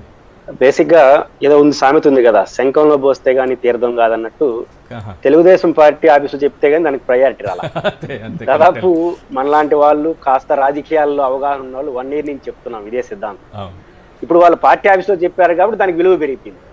నిజానికి వాళ్ళు కూడా పూర్తి స్థాయిలో సరిగ్గా చెప్పలేదు, దాంట్లో బోల్డెన్ లోపాలు ఉన్నాయి. That is different issue. అంటే ఇక్కడ లక్ష్మీపార్తి గారు ఒప్పుకున్నా ఒప్పుకోకపోయినా చంద్రబాబు నాయుడు గారు ఒక విషయంలో దూరదృష్టి కలిగిన వ్యక్తి. ఎప్పటికప్పుడు జరుగుతున్న పరిణామాలు అప్పటికప్పుడు గుర్తిస్తాడు. అంతవరకు మనం అంగీకరించాలి. ఆయన గుర్తిస్తున్నాడు, ఏ రోజుకు ఆ రోజు పరిస్థితులు బాగలేదు అనే విషయాన్ని పర్ఫెక్ట్ గా గుర్తిస్తున్నాడు. కానీ అడుగులు మాత్రం చాలా ఘోరంగా వేసి మరింత కిందకి వెళ్ళిపోతున్నాడు. ఇది మౌలికమైన కారణంగా కనిపిస్తుంది. ఒకటి, జగన్మోహన్ రెడ్డి గారు వచ్చినటువంటి అధికారంలోకి వచ్చిన తర్వాత పరిస్థితులు మారాయి. ఈశ్వర్ గారు, జగన్మోహన్ రెడ్డి గారికి ముందు పరిపాలన వేరు, జగన్మోహన్ రెడ్డి గారు వచ్చిన తర్వాత పరిపాలన వేరు. ఒక మౌలికమైన తేడా ఏంటంటే, జగన్మోహన్ రెడ్డి గారు తన పరిపాలనా పద్ధతుల వల్ల సమాజంలో ఒక నిలువున చీలికాలను కానీ స్పష్టమైనటువంటి పోలరైజేషన్ వచ్చింది. ఇంతకుముందు పోలరైజేషన్ కులాలు లేదా పార్టీ లాయల్టీస్గా ఉండేది. కానీ ఈరోజు పోలరైజేషన్ ఎలా ఉందంటే, ప్రభుత్వం అనుసరించే విధానాల వల్ల లబ్ధి లేదా ప్రయోజనం పొందేవాళ్ళు లేదా బాగుపడే సమాజం ఒకవైపు, దానికి భిన్నంగా ఉండేవాళ్ళు ఇంకోవైపుగా పోలరైజేషన్లో మార్పు వచ్చింది. దానికి కారణం ఏంటంటే, జగన్మోహన్ రెడ్డి గారు ఎలా విమర్శలు చేస్తున్నాడు, చంద్రబాబు గారు ఎందుకు రాళ్ళతో కొట్టండి అవుతున్నాడు. ఫ్రస్ట్రేషన్స్తో వచ్చిన కారణంగా రాళ్ళతో కొట్టాడు అనేది నేను 10% అనుకుంటాను. 90% కారణం ఏంటంటే, జగన్మోహన్ రెడ్డి గారు ప్రతిపక్షాల మీద అటాకింగ్ ఏమని చేస్తున్నాడు, నేను ఈ పథకాలను అమలు చేశాను, నేను ఈ పద్ధతుల్లో పరిపాలన చేస్తున్నాను కాబట్టి నమ్మితే నాకు ఓటేయండి, ఇవి అపోజిషన్ వస్తే ఇవన్నీ పోతాయని చెప్తున్నాను. ఇప్పుడు చంద్రబాబు గారు దానికి కౌంటర్ ఏం చేయాలి, అంతకన్నా బెటర్ పరిపాలన నేను ఏ విధంగా చేస్తానో ఆ పరిపాలన ఉల్టాగా నేను ఏమేమి చేస్తానో చెప్పాలి. ఆయనకి ఉల్టా ఆలోచన లేదు. సాధారణంగా ఈశ్వర్ గారు రాజకీయ పరిజ్ఞానంలో ఎవరైనా సరే అధికారంలో ఉన్న ప్రభుత్వాన్ని ఓడించమని ఎలా పిలిపివ్వాలంటే, వాళ్ళు చేస్తున్న పరిపాలన పద్ధతులు బాగలేదు, దానికి భిన్నమైన పరిపాలన పద్ధతులు నేను అమలు చేస్తాననే ప్రతిపక్షమే ఎప్పుడూ సక్సెస్ అవుతుంది. అంతకు భిన్నంగా జగన్ కన్నా నేను బాగా చేస్తానంటే జగనే బెటర్ అనుకుంటారు ఎవరైనా. ఇప్పుడు చంద్రబాబు నాయుడు గారు జగన్ పరిపాలనకు మెరుగులు దిద్దుతాను అంటున్నాడు. ఆయన మీరు మొత్తం చూడండి, ఆయన భాష, ఆయన వ్యవహారాల్లో జగన్ గారు 5,000 వాలంటీర్లకు ఇస్తానన్నాడు, నేను 10,000 ఇస్తాను. జగన్ గారు 3,000 సంక్షేమ పథకాలకు ఇస్తాను, నేను 4,000 ఇస్తాను. ఇంకా ఈయన ఎందుకు, మళ్ళీ జగనే బెటర్ కదా, ఆయనే కొనసాగిస్తాడు కదా. కాబట్టి ఆల్టర్నేటివ్ పొలిటికల్ ఫిలాసఫీ లేని కాదు. ఇప్పుడు చంద్రబాబు గారు ఫస్ట్ నువ్వు ఏమైనా చెప్పు, జగన్ కన్నా బెటర్ అంటున్నాడు. జగన్ ఉల్టా కావాలని కోరుకునే సమాజం నీకు ఓటేస్తుంది. ఇప్పుడు జగన్మోహన్ రెడ్డి పరిపాలన వ్యతిరేకించే వాళ్ళందరూ నీకు ఓటేయాలంటే ఫస్ట్ ఆ విధానాలు వ్యతిరేకించాలి. ఇప్పుడు మనకు చర్చలో లేకపోతే పెద్దల జయప్రకాష్ నారాయణ గారు ఒక యాంగిల్ ఆయన సమర్థించాడు. ఏ యాంగిల్, ఈ అన్ని సంక్షేమ పథకాలని. ఇప్పుడు ఆయన ఏం సమర్థించాలి జయప్రకాష్ నారాయణ? 3,000 ఇస్తానన్న జగన్ వ్యతిరేకించిన పాపానికి 4,000 ఇస్తానని సమర్థించాలనా? వాలంటీర్లే వద్దు అనుకున్న జయప్రకాష్ నారాయణ గారికి 10,000 ఇచ్చారని సమర్థించాలనా? అంటే చంద్రబాబు నాయుడు గారిని సమర్థించడానికి కూడా సమర్థించే వాళ్ళు ఇబ్బంది పడే పరిస్థితి. ఎందుకంటే జగన్మోహన్ రెడ్డి నువ్వు ఫాలో అవుతా ఉన్నప్పుడు నువ్వేం సక్సెస్ అవుతావు? రెండో అంశం పదే చెప్పుకున్న ఈశ్వర్ గారు, రాష్ట్రంలో జగన్మోహన్ రెడ్డి గారి పరిపాలనలో ఒక ఐకానిక్ గా కొన్ని అంశాలు ముందుకు వచ్చాయి. 14 ఏళ్లు ముఖ్యమంత్రిగా ఉన్నటువంటి చంద్రబాబు నాయుడు ఇది నా ఐకానిక్ అని చెప్పడానికి ఒక ఐకానిక్ విషయం లేదు, ఐకానిక్ సబ్జెక్ట్ లేదు. ఇప్పుడు జగన్మోహన్ రెడ్డి గారు కేవలం 5 ఏళ్ల పరిపాలనలోనే ఇది నా గ్రామ సచివాలయాలు నా ఐకానిక్, గ్రామ సచివాలయ సిబ్బంది నా ఐకానిక్ అని చెప్పగలుగుతున్నాడు. మనం ఎందుకు చెప్పలేకపోతున్నాం అంటే మనకి ఐకానిక్ పాలసీలు ఏమీ లేవు. మన పాలసీలు అన్నా ఏంటంటే మనం దేవులపల్లి అమర గారి పుస్తకాన్ని మళ్ళీ ఇవి కరెక్ట్ టైం అది దేవులపల్లి అమర గారి పుస్తకం. ఎందుకంటే జగన్ గారు ఎట్ట ఎదిగాడు, చంద్రబాబు నాయుడు గారు ఎట్ట ఎదిగారు, 3 దారుల పుస్తకం. మన రాజశేఖర రెడ్డి గారు రాజశేఖర రెడ్డి గారు తను అనుకున్న విధానాలను అమలు చేస్తూ ఒక ఆల్టర్నేటివ్ పాలిటిక్స్ ఎదిగాడు. జగన్ ఎదిరెద్ది పోరాడి ఎదిగాడు. చంద్రబాబు నాయుడు పరిస్థితులు తనకు అనుగుణంగా ఎదిగినాడు అని చెప్పాడు. పరిస్థితులు అనుగుణంగా ఎదగడం కోసం ఏ పద్ధతులన్నా పాటించాడు అని చెప్పాడు. ఇప్పుడు అదే కనపడతాం. ఒకటేంటంటే ఇంతకుముందు చూసినటువంటి వీడియో నుంచి ఒక ప్రశ్న అడగాలండి. మీకు అబ్జర్వేషన్ ఎక్కువ ఉంది, మీరు బాగా అబ్జర్వ్ చేస్తారు గ్రౌండ్ లెవెల్లో. టీడీపీ నాయకులే 147 స్థానాల్లో వైసీపీ మనకంటే ముందుంది, 2% పైగా ఓట్ షేర్తో మనం వెనకబడిపోయి ఉన్నామని చెప్పడం చూస్తుంటే గ్రౌండ్ లెవెల్లో వాస్తవం ఎట్లా కనిపిస్తుంది సార్ మీకు? అంటే నేను అది వాళ్ళ విశ్లేషణ కూడా కరెక్ట్ కాదు అంటున్నాను. పాయింట్ ఏంటంటే ఈ సమాజంలో పేద వర్గాలు, దిగువ మధ్య తరగతి, మహిళలు, వీళ్ళందరూ బరువు బలహీన వర్గాల ప్రజలు జగన్మోహన్ రెడ్డి గారితో ఉన్నారు. అట్లా ఉన్నప్పుడు 147, 22 జిల్లాలు సపరేటే ఉండదు. రాష్ట్ర వ్యాప్తంగానే ఒక సమూహంగా జగన్మోహన్ రెడ్డి పరిపాలన ఎందుకు వచ్చింది ఈ పద్ధతి? ఒకప్పుడు ఒక చిన్న సంక్షేమ పథకం కావాలంటే వైసీపీయో, తెలుగుదేశమో, కాంగ్రెస్ అధికారంలో ఉంటే రెడ్డో నాయుడో ఇంటికి వెళ్ళి, అయ్యా బాబు నాకు ఈ సంక్షేమ పథకం కావాలంటే పాతకాలంలో ఈశ్వర్ గారు కొన్ని ఆధిపత్య ఏరియాల్లో 2 రోజులు నా ఆవుకో మేతయ్యరా మళ్ళీ చూస్తానని చెప్పేవాడట. అంటే ఒక పథకం కావాలని ఒక రెడ్డింటికో నాయుడింటికి వెళ్తే, ఈ రోజు అదే ప్రభుత్వం ఆ దళితుడింటికి, ఆ బలహీన వర్గానికి వెళ్ళి ఇది నీ పథకం అని చెప్తా ఉంది. ఇది పెద్ద విప్లవం కదా. 3000 రూపాయలు చూస్తున్నారు చాలా మంది. కానీ ఒక విప్లవాత్మకమైన మార్పు ఏమొచ్చిందంటే, నేను ఒక రెడ్డింటికో నాయుడింటికో పోయి అడుక్కునే స్థాయి నుంచి ఒక పేదవాడు ఈ రోజు అదే ప్రభుత్వం ఆ దళితుడింటికి వచ్చి ఆ బలహీన వర్గాల నుంచి ఇది నీ పథకం నువ్వు చేసుకో, నేను వచ్చి నీ ఇంటికి ఇస్తానడం ఒక విప్లవం కదా. ఆ దళితుడికి, ఆ బలహీన వర్గాలకి 3000 సబ్జెక్ట్ కాదు ఇది. ఇది చాలా ఇంపార్టెంట్ రెవల్యూషనరీ చేంజెస్ ఆంధ్రలో వచ్చింది. దీన్ని చంద్రబాబు గారు మొదట్లోనే గుర్తించుంటే కొన్ని మెరుగులు దిద్దుకోండొచ్చు. మొదటి ఏళన చేసినాడు, అవహేళన చేసినాడు. దానివల్ల ఏమైంది? వాళ్ళందరూ దూరం అయిపోయినారు. ఇప్పుడు వాళ్ళందరూ దగ్గర తెచ్చుకోవడం కోసం మళ్ళీ ముందుకు వస్తున్నారు. అందువల్ల ఉన్నోళ్ళు పోయినారు, ఆల్రెడీ పోయినోళ్ళు పోయినట్టు పరిస్థితి చంద్రబాబు నాయుడు గారికి. ఎందుకంటే అర్బన్ ఏరియాలో కొంత వ్యతిరేకత ఉంది వైసీపీకి, వాళ్ళు ఒప్పుకోకపోయినా ఈ పథకాల వల్ల. కానీ ఈ అర్బన్ ఏరియాలో ఏం ఆశించారు? ఈ పథకాలు రద్దు చేస్తాడేమో చంద్రబాబు నాయుడు ఆశించి వాళ్ళు వెనకాల తిరిగినారు ఎమ్మెల్సీ ఎన్నికల్లో.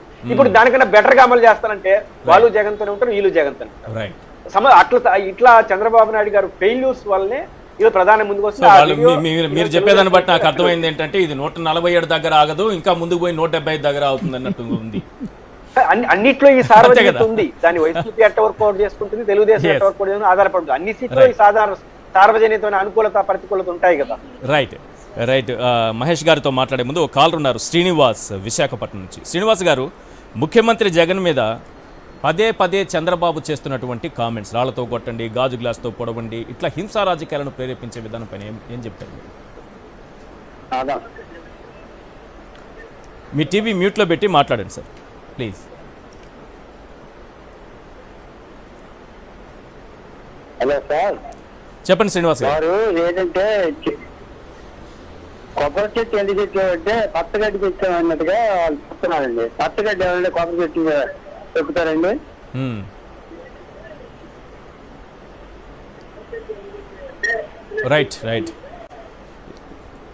రైట్ మనం ఒకసారి మహేష్ గారితో మాట్లాడదాము. మహేష్ గారు, ఇంతకుముందు బయటకు వచ్చినటువంటి టీడీపీ ఆఫీస్ నుంచి వచ్చినటువంటి వీడియోలో మనకు స్పష్టంగా ఒక మాట వినిపిస్తోంది. అది మీరైతేనే కరెక్ట్గా విశ్లేషిస్తారనిపిస్తుంది నాకు. టీడీపీ, జనసేన, బీజేపీ కలిసినప్పటికీ కూడా, అంటే వాళ్ళు చాలా క్లియర్గా చెబుతున్నారు, ఈ కూటమి అనేదాన్నే ప్రస్తావిస్తున్నారు. కలిసినా సరే మనం వెనకబడిపోయాము అనేది చాలా క్లియర్గా చెప్తున్నారు. మరి పవన్ కళ్యాణ్ తనకు గత ఎన్నికల్లో 6.7% ఎంతో వచ్చిందని, ఇప్పుడు 12%, 15%కి పెరిగిపోయిందని చెప్తున్నారు కదా, అది వాస్తవం కాదా? అదే జరిగితే ఇప్పుడు ఎక్కడో ఉండాలి కూటమి. ఈశ్వర్ గారు, 2014 నాటి పరిస్థితులు వేరు, ఆ రోజు రాష్ట్ర విభజన జరిగిన మొదటిసారి ఆ రోజున్న పరిస్థితులు వేరు, 2024 పరిస్థితులు వేరు. 2014 నుంచి 19 వరకు చంద్రబాబు గారి పాలన చూశారు, 19 నుంచి 24 వరకు జగన్మోహన్ రెడ్డి గారి పాలన చూశారు. 2019-24 మధ్య ఈ 5 ఏళ్ల కాలాన్ని జగన్మోహన్ రెడ్డి గారు అద్భుతంగా మలిచారు. ఈ రాష్ట్రంలో ప్రజలకి చిన్న జిల్లాలు ఏర్పాటు చేస్తే పరిపాలనా సౌలభ్యం జరుగుతుందని అందరూ గతంలో ఎప్పటి నుంచో ఆ డిమాండ్ ఉంది. జగన్మోహన్ రెడ్డి గారు చాలా సునాయాసంగా చిన్న జిల్లాలు ఏర్పాటు చేశారు. సచివాలయ వ్యవస్థ తీసుకొచ్చారు, వాలంటరీ వ్యవస్థ తీసుకొచ్చారు. కులం, మతం, ప్రాంతం, పార్టీ ఏమి చూడకుండా సంక్షేమ పథకాలు అర్హత ప్రాతిపదికనే ప్రతి ఒక్కరికి కూడా అందించారు. ఈ రోజున సంక్షేమ పథకాలు ప్రతి ఒక్కరు కావాలనే కోరుకున్నారు. చాలామంది ఉపాధితో పాటు సంక్షేమ పథకాలు కూడా కోరుకున్నారు, వద్దనే మాట మాట్లాడాల. ఇంగ్లీష్ మీడియం విద్యని చాలా చోట్ల ప్రజలు కోరుకున్నారు. ఎందుకంటే మన పిల్లల్ని పెద్ద పెద్ద స్కూల్లో చదివించలేము. అట్లా మన పిల్లలు కూడా చదవాలి అనుకునేటువంటి సామాన్య ప్రజల కళని మనకి జగన్మోహన్ రెడ్డి గారు నెరవేర్చేశారు. తల్లిదండ్రులు అంతగానే ఏం కోరుకుంటారు? ప్రతి ఒక్కరు ఏం కూడా ఇట్లాంటివన్నీ కూడా అసాధ్యమని అనే పనులన్నింటినీ కూడా జగన్మోహన్ రెడ్డి గారు 5 ఏళ్ల కాలంలో మరి ప్రాక్టికల్గా సాధ్యం చేసి చూపించారు. ప్రజలకు అర్థమవుతుంది. మరో పక్కన చాలా మంది అభివృద్ధి లేదు ఇలాంటి మాటలు మాట్లాడారు. విజయవాడ గురించే చెప్తున్నాను నేను. విజయవాడ నగరంలో ఔటర్ రింగ్ రోడ్ వేసింది ఎవరు? పూర్తి చేసింది ఎవరు? దీనికి సమాధానం చెప్పమనండి. కృష్ణలంక కరకట్ట వాల్ మరి పూర్తి చేసింది ఎవరు? ప్రారంభించింది ఎవరు? జగన్మోహన్ రెడ్డి గారి హయాంలో కాదా? ఔటర్ రింగ్ రోడ్ కట్టింది జగన్మోహన్ రెడ్డి గారి హయాంలో కాదా? బెంచ్ సర్కిల్ దగ్గర ఫ్లైఓవర్ కానీ కృష్ణలంక బైపాస్ రోడ్ కానీ పూర్తి చేసింది జగన్మోహన్ రెడ్డి గారు వైసీపీ ప్రభుత్వంలో కాదా? ఇవన్నీ కాకుండా నల్లకొండ దగ్గర నుంచి కృష్ణానది మీదుగా కాజా వరకు కూడా మంగళగిరి ఎన్ఆర్ఐ కాలేజ్ వరకు ఈరోజు బైపాస్ రోడ్డు కానీ నది మీద వంతెన కానీ చాలా వరకు పూర్తి అయిపోయింది. 90% పైన పూర్తయింది జగన్మోహన్ రెడ్డి గారి హయాంలో కాదా? ఇలాంటి అభివృద్ధిని కూడా చూడకుండా కావాలని విషం చిమ్మేటువంటి ప్రయత్నం చేశారు. ఇది ఒక పక్కన జరుగుతూ ఉంటే మీరు అడిగారు కదా 2014కి 2024 జనసేన పార్టీ స్థానిక సంస్థల ఎన్నికల్లో పోటీ చేసింది చాలా తక్కువ. అప్పుడు ప్రెస్ మీట్లో మేమే కూర్చునే వాళ్ళం. కావాలని మేమే ఏం చేసేవాళ్ళం, మాకు 12 వచ్చింది 14 వచ్చింది అని చెప్పేవాళ్ళం మేము వచ్చేటప్పటికి. ఎందుకని అలా చెప్పేవాళ్ళం అంటే అక్కడ జనసేన పార్టీకి సింబల్ మీద పోటీ చేయరు ఎవరు కూడా. ఎవరిని తీసుకొచ్చి మేము ఎప్పుడు చూపించామా? జనసేన పార్టీ తరపు నేను 100 మంది గెలిచారు, ఇన్ని 1000 మంది గెలిచారని ఎవరైనా చూపించారో? వచ్చి గెలిచారంటే గెలిచారని చెప్పాం. ఎంతమంది గెలిచారు? 12% వచ్చిందా, 1% వచ్చిందా, 2% వచ్చిందా ఎవరికైనా తెలుసా? ఓకే. స్థానిక సంస్థల ఎన్నికల్లో పంచాయతీ ఎన్నికల్లో సింబల్ లేదు. సింబల్ లేనప్పుడు ఎవరు గెలిచారు ఎవరికి తెలుసు? అన్ని జిల్లాల్లో పోటీ చేశామా? అవును. అన్ని గ్రామాల్లో పోటీ చేశామా? అన్ని నియోజకవర్గాల్లో పోటీ చేసిందా? జనసేన పార్టీ చేయలా. ఏదో కొంతమందిని చూపించి బ్రహ్మాండమైన ఓట్ బ్యాంక్ వచ్చిందని ప్రజల ముందు అబద్ధం చెప్పించారు. కొంతమంది నాయకులు కూడా చెప్పారు. కాబట్టి జనసేన పార్టీకి ఓటింగ్ పెరగల, ఓటింగ్ తగ్గిపోయింది. ఇవాళ పొద్దున కూడా చెప్పా 10 జిల్లాల్లో ఉమ్మడి జిల్లాలో 2019 కంటే తగ్గిందా? ఇప్పుడు 2019 కంటే తగ్గిందంటున్నారా? తగ్గింది. కనీసం జనసేన పార్టీకి ఇవాళ 2% నుంచి 3% లోపు మాత్రమే ఓట్ బ్యాంక్ ఉంటుంది. 6%, 7% ఓట్ బ్యాంక్ లేదు. 2-3% ఓట్ బ్యాంక్ పడిపోయింది. ఖచ్చితంగా పవన్ కళ్యాణ్ గారి ప్రభావం లేదు. కూటమి మీద పవన్ కళ్యాణ్ గారి ప్రభావం లేదు.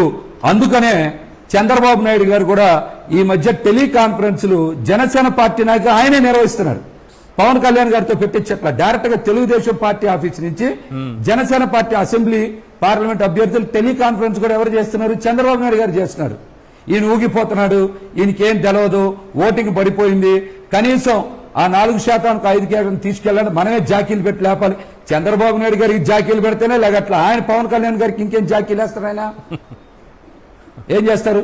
ఆల్రెడీ వైసీపీకి స్థానిక సంస్థల ఎన్నికలు అద్భుతంగా పోటీ చేసింది, 90% కైవసం చేసుకుంది. తెలుగుదేశం పార్టీ స్థానిక సంస్థల ఎన్నికల్లో పోటీ చేయాలా? అసలు వాళ్ళ నాయకత్వం నిర్వీర్యం అయిపోయింది. క్షేత్రస్థాయిలో జనసేన పార్టీ లేదు. తెలుగుదేశం గాని జనసేన గాని బీజేపీ గాని స్థానిక సంస్థల ఎన్నికలు చేయలా. స్థానిక నాయకత్వం చాలా బలహీనంగా ఉంది. కమిటీలు లేవు, పనిచేసేవాళ్ళు లేరు. ఇంకా ఓట్ బ్యాంక్ ఎలా పెరుగుతుంది? ఓటింగ్ పర్సంటేజ్ ఎలా పడుతుంది? ప్రజల్లోకి వెళ్ళి ఏమని చెప్తారు వాళ్ళు? చెప్పండి. ఈ రోజున వైసీపీ పార్టీకి 51% ఉంది జగన్మోహన్ రెడ్డి గారి పరిపాలన వలన. కూటమి ఓట్ బ్యాంక్ తగ్గినప్పుడు వైసీపీకి ఆటోమేటిక్గా పెరిగిపోతుంది. అది దగ్గర నాకున్న అంచనా అయితే 60% పైగా ఒక్క జగన్మోహన్ రెడ్డి గారి పాలన ప్రజలకి ఆయన పట్ల ఉన్న సంపూర్ణ విశ్వాసంతో మోర్ దాన్ 60% ఓటింగ్ ఖచ్చితంగా వచ్చి తీరుతుంది. వై నాట్ 175 అనేది ఖచ్చితంగా జరిగి తీరుతుందని నేనైతే సంపూర్ణంగా విశ్వసిస్తున్నా. రైట్, మాట్లాడతాను మేడం. ఒక కాల్ ఉంది, తీసుకున్న తర్వాత మీతో మాట్లాడతాను. సుధాకర్ తిరుపతి నుంచి. సుధాకర్, ఏం చెప్పాలనుకుంటున్నారు మీరు? నమస్కారం ఈశ్వర్ గారు, అంటే ప్యానెల్లో ఉన్న సభ్యులందరికీ నమస్కారం. 2014లో కూడా జగన్మోహన్ రెడ్డి గారికి మెజారిటీ తగ్గిపోయిందని కదండి. 0.5 అంటే 5 లక్షల సంథింగ్ ఓట్లతోనే ఆ రోజు వెనుకంజ వేశారు. అది కూడా ఒక్క మాట ఆయన ఆ రోజు కూడా మాట తప్పింటే, అంటే రైతు రుణమాఫీ ఆ ఒక్క మాట చెప్పింటే అబద్ధం చెప్పు. దిగ్విజయంతో అబద్ధం దిగ్విజయంగా గెలిచేవారు. కానీ పెద్దలు ఎంతమంది చెప్పినా ఆయన సున్నితంగా తిరస్కరించాడు. ఎందుకంటే సాధ్యంగా దాన్ని చెప్పి రానున్న భవిష్యత్తును మనం నాశనం చేసుకోవద్దని అంత చిన్న వయసులో కూడా అంత సుదీర్ఘంగా ఆయన ఆలోచించాడంటే ఆయన ఆలోచనకి ఈ రోజు మనం చేతులెత్తి నమస్కరించాలి జగన్మోహన్ రెడ్డి గారికి. ఇది టీడీపీ ఆఫీస్ లో ఈ రోజు వీడియో విన్నారా, చూసారా మీరు? చూశాను. వాళ్ళ గ్రాఫ్ ఎలా పడిపోతుందంటే ఈ రోజు మేము మా పూతలపట్టు నియోజకవర్గంలో చూస్తున్నాము. కుప్పం నియోజకవర్గం కూడా నేను చూశాను. కుప్పం నియోజకవర్గంలో కూడా ఎంత దిగజారిందంటే వాళ్ళ ఓటు బ్యాంక్ పర్సెంటేజ్ కుప్పం తీసుకుంటేనే ఎంత పర్సెంటేజ్ తగ్గుతుంది. స్థానికులే కాబట్టి దగ్గరున్నారు కాబట్టి కుప్పం రిజల్ట్ ఏమైనా ముందుగా ఊహిస్తున్నారా ఏం జరగబోతుందని? 100% కుప్పంలో వరకు నాకు తెలిసినంత వరకు చాలా వరకు టీడీపీది పూర్తిగా పడిపోవచ్చేసింది. పూర్తిగా చాలా వరకు. చంద్రబాబు గెలుస్తారా గెలవరా చెప్పండి? గెలవరు. గెలిచే ఛాన్స్ నేను నోట్ చేసి పెట్టుకుంటా, మళ్ళీ ఈసారి ఎప్పుడైనా మీరు కాల్ చేసినప్పుడు అడుగుతాం మిమ్మల్ని. లేదండి, కష్టసాధ్యం కాదంటే మటుకు చెప్పలేము. ఆఖరి దశలో ఎలాగైనా అంటే ఒక గుడిపల్లి మండలం వరకు కొద్దిగా తప్పు ఉంటుంది, మిగతాంత వరకు. ఇంకొక విషయం కూడా ముఖ్యంగా ఈశ్వర్ గారు, ఇంకొక విషయం ఈశ్వర్ గారు చెప్పండి. ఇక్కడ నాకు తెలిసినంత వరకు కూడా ఇప్పుడు ఎవరో వీళ్ళు చెప్తున్నారు కదా, ఇప్పుడు నాకు తెలిసినంత వరకు ఉభయ గోదావరి జిల్లాలో 34 నియోజకవర్గాలు ఉన్నాయి ఈశ్వర్ గారు. అది ఎప్పుడు శాసిస్తుంది ఉభయ గోదావరి జిల్లాలో. అవును. అక్కడ వచ్చి ఇప్పుడు జగన్మోహన్ రెడ్డి గారికి గణనీయంగా ఉంది. ఓకే. అక్కడ ఆ నియోజకవర్గాలు వేరే చేసుకుంటే మా రాయలసీమ జిల్లాలో ఏ పొద్దు కూడా కానీ వెనుకడిగేసే ప్రసక్తే ఉండదు. రైట్. థ్యాంక్ యూ అండి. ప్రసాదరావు గారు విజయవాడ నుంచి చెప్పండి సార్. సార్ నమస్తే సార్. నమస్తే అండి. ఇప్పుడు మామూలుగా ఈ మంగళగిరి సంఘటన ఒకటి, లేకపోతే ముఖ్యమంత్రి గారి మీద ఈ రాజేశ్వరం ఒకటి, ఈ వీడియో చంద్రబాబు నాయుడు గారి అసభ్యంగా మాట్లాడటం, దారుణంగా మాట్లాడటం, ఆ పవన్ కళ్యాణ్ గారి ఊగిపోతూ మాట్లాడటం, ఈ వీడియోలన్నీ తీసుకొని మరి మీరు రాష్ట్రపతి గారికి కానీ, లేకపోతే ఎలక్షన్ కమిషనర్ కానీ, కేంద్ర కమిషన్ కానీ అన్ని వాళ్ళకి సబ్మిట్ చేసి ప్రజాస్వామ్యాన్ని కాపాడాలని నా. తప్పకుండా సార్. ఇప్పటికే వైఎస్ఆర్సీపీ నాయకులు ఇచ్చారు. ఈసీ చర్యలకు కూడా తీసుకునేటటువంటి వాళ్ళు పరిశీలించి అన్ని పరిశీలించి భయం కలుగుతుంది సార్. ఇటువంటి సామాన్య జనం ఎట్లా అసలు ఓట్లేస్తారని భయం కలుగుతుంది. కరెక్ట్. థ్యాంక్ యూ అండి. మంచి సజెషన్ ఇచ్చారు. రైట్. చంద్రబాబుకి రిక్వెస్ట్ అండి, మీరందరూ కూడా సార్ చెప్పండి సార్. మీరందరూ కూడా పవన్ కళ్యాణ్ గారిని, చంద్రబాబు నాయుడు గారి మానసిక స్థితి బాగా దిగజారిపోయినట్టుంది, అందుకని వాళ్ళు అలా మాట్లాడుతున్నారు. దయచేసి మీరు కొద్దిగా తల 200 500 వేసుకొని వాళ్ళిద్దరిని ఒకసారి మానసిక వైద్యుల దగ్గరికి తీసుకెళ్లి కొద్దిగా వాళ్ళకి ఏదైనా ట్రీట్మెంట్ చేయించడానికి కూడా కొద్దిగా పుణ్యం కట్టుకోవాలండి మీరు. మహేష్ గారు చంద్రబాబు ఇవే నా చివరి ఎన్నికలని అన్నారు. నిజానికి అదే జరగబోతోందా? ఒకసారి ఆయన ఏమన్నారనేది వినిపిస్తాను, తర్వాత లక్ష్మీపార్వతి గారు మాట్లాడతారు. నేను ఒక సీనియర్ నాయకుడిని, నన్ను అవమానించే సాహసం ఎవరు చేయలేదు నా 40 ఏళ్లలో. అసెంబ్లీ పోతే అవమానించారు, కడాన మా సతీమణ్ణి కూడా అవమానించే పరిస్థితి వచ్చారు, నా భార్యను కూడా అవమానించే పరిస్థితికి వచ్చారు. నేను ఆ రోజు ఒక నిర్ణయం చేసుకున్నా, ఇది గౌరవ సభ కాదు, ఇది కౌరవ సభ. మళ్ళీ క్షేత్రస్థాయిలో గెలిచి అసెంబ్లీని గౌరవ సభ పెట్టి చేసి అప్పుడు ఎంటర్ అవుతా, లేకపోతే ఈ అసెంబ్లీకి రానని ఆ రోజు చెప్పా. నేను ఇప్పుడు అడుగుతున్నా మిమ్మల్ని, నేను అసెంబ్లీకి పోవాలంటే, రాజకీయాల్లో ఉండాలంటే, ఈ రాష్ట్రానికి న్యాయం చేయాలంటే రేపు జరిగే ఎన్నికల్లో మీరు గెలిపిస్తే తప్ప నేను ఇదే చివరి ఎన్నిక అవుతుంది, అది కూడా చెప్తున్నాను. అయిపోయింది. నా ఆలోచన ఒకటే, ఏవైనా వాడేసుకుంటారు రాజకీయాల కోసం. సరే, నేను వాటి జోలికి అయితే వెళ్ళట్లేదు. అది ప్రజలకు వినిపించాలి కాబట్టి, ఆయన మాట్లాడిందే కాబట్టి, మనం ఆ అంశాలు ప్రస్తావించట్లేదు కాబట్టి, ఆయన నోటి నుంచే వచ్చింది కాబట్టి అది వినిపించేశాను. కానీ ఇవే నా చివరి ఎన్నికలు అని అన్నారు. ఇదే కాబోతున్నాయి. కాదు, భారతంలో భార్యను పణంగా పెడతాడు ధర్మరాజు. వద్దులే, కానీ ఇక్కడ కూడా భార్యను తీసుకొచ్చి అలా రాజకీయాలకు వాడుకోవడం అనేది ఇతను ఒక్కడనే చూస్తున్నాం. నిజం, ఇంకెవరు లేరు ఇంత సిగ్గుమాలిన రాజకీయ నాయకుడు. అసలు వీళ్ళ క్యాండిడేట్స్ కూడా చూడండి, కూటమి క్యాండిడేట్స్ అందరిని ఒకసారి చూడండి.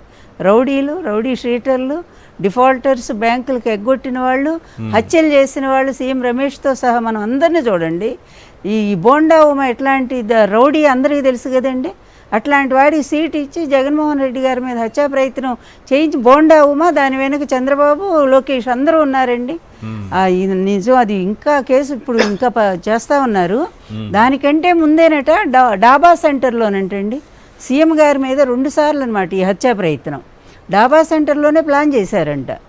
చేస్తే అక్కడ వీలు కాలేదట. జనమంతా ఏదో తోసుకొని వచ్చేసి అక్కడ ఇది అయ్యేసరికి గబుక్కును మళ్ళీ ఈ సెంటర్కి వచ్చాడు. మళ్ళీ ఇక్కడ అవుతారు కదా ఆయన సీఎం గారు. అందువల్ల ఇక్కడికి వచ్చి వాడు సూటిగా కొట్టగలంటండి. ఏది పక్షిగూళ్ళలో ఉండే గుడ్డును కూడా కొట్టగలిగిన వాడట సతీష్ అనేవాడు. వాడు తర్వాత దుర్గారావు అనేవాళ్ళు ఎవరంటే బోండా ఉమా ఒప్పుకున్నాడు కదా.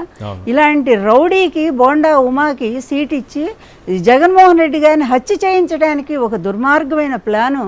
ఇప్పుడు మనం చెప్పింది కాదుగా, ఎలక్షన్ కమిషన్ అధీనంలో ఉన్న పోలీసులే కదా, వాళ్ళ విచారణలోనే కదా తేలింది. ఇలాంటి దుర్మార్గుల్ని పూర్తి విచారణ చేసి అసలు ఎన్నికల నుంచి ఎందుకు బహిష్కరించకూడదండి? వీళ్ళు కంటెస్ట్ చేయడానికి వీల్లేదనేది ఎందుకు హంతకుల్ని ఎక్కడైనా సరే కంటెస్ట్ చేయిస్తారా? రౌడీలను, గుండాలను ఎక్కడైనా కంటెస్ట్ చేయిస్తారా? ఇలాంటి భాష మాట్లాడే వాళ్ళని అసలు ఈ సభ్య సమాజంలో తిరగనిస్తుందా? ఎలక్షన్ కమిషన్ అధీనంలో ఉంది కనుక రాష్ట్రం అంతా కూడా ఒక ఆవేదనతో, బాధతో మాట్లాడుతున్నామండి. అందువల్ల ఇటువంటి దుర్మార్గుల మీద సరైనటువంటి యాక్షన్ తీసుకోకపోతే అక్కడ నిన్నటిదాకా కొంచెం కోర్టు కళ్ళెమేసింది. ఎవరు? షర్మిల, సునీత. అక్కడ వాళ్ళు అసలు ఆడవాళ్ళు ఏమిటో కూడా అర్థం కాకుండా ఇష్టం వచ్చినట్టు నోరు, మామూలు భాష కాదు వాళ్ళు మాట్లాడుతుంది. ఏంటండి జగన్మోహన్ రెడ్డి ఏం పాపం చేశాడండి?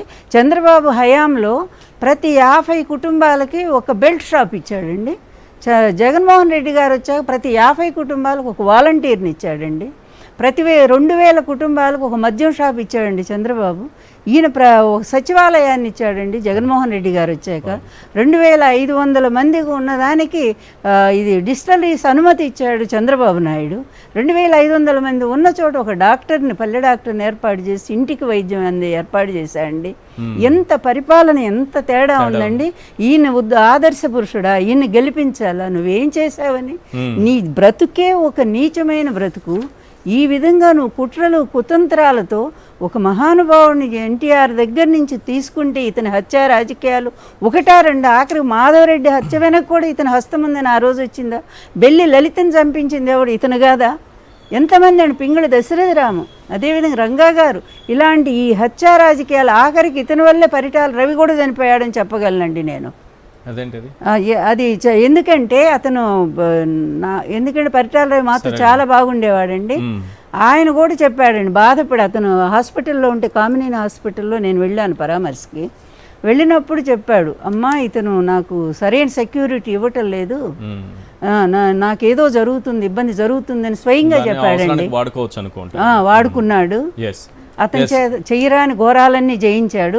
చివరిలో అతను చనిపోయేటట్టు చేస్తాను. మనుషులే చంపేశారండి. రైట్. పురుషోత్తం రెడ్డి గారు, ఈ రెచ్చగొట్టే వ్యాఖ్యలు నేను పదే వినిపించాను కదా, ఇవన్నీ కూడా ఏమేమి మాట్లాడుతున్నారు చంద్రబాబు నాయుడు గారు, ఇవి ముఖ్యమంత్రి గారి మీద జరిగినటువంటి హత్యాయత్నానికి, లేకపోతే మంగళగిరిలో జరిగినటువంటి దాడి, ఒక వ్యక్తి హత్య, అలాగే తంబళపల్లిలో పోలీసుల మీద జరిగినటువంటి దాడులు, ఈ రెచ్చగొట్టే వ్యాఖ్యల వల్లే ఇవన్నీ జరుగుతున్నాయా?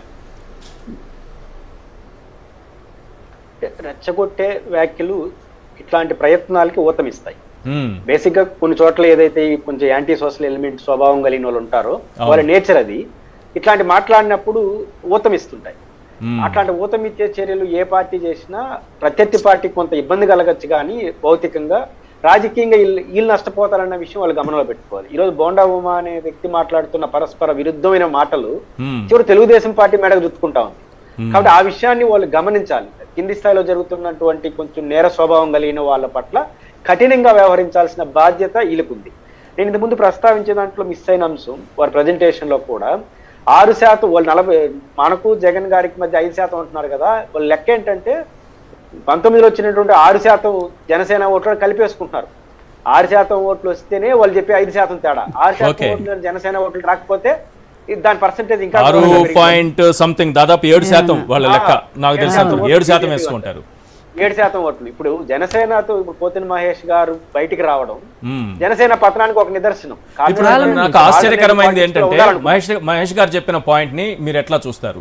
ముందు 6.7% అన్నారు కదా, అంతకంటే పెరిగిందని పవన్ కళ్యాణ్ చెబుతున్నారు, ఆ పార్టీ నాయకులందరూ చెబుతున్న సమయంలో అసలు 2 నుంచి 3% ఉంటుందా అన్న అనుమానాన్ని వ్యక్తం చేస్తున్నారు. అంటే పెరగడం పెరగకపోవడం అనేది ఒక ఎమోషనల్ గా ఉంటుంది ఈశ్వర్ గారు.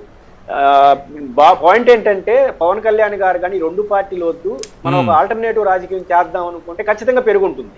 పెరగాలని కోరుకున్న సమాజం కూడా ఉంది. ఆ 2 కులాలైన అన్న భావన సమాజంలో ఉంది.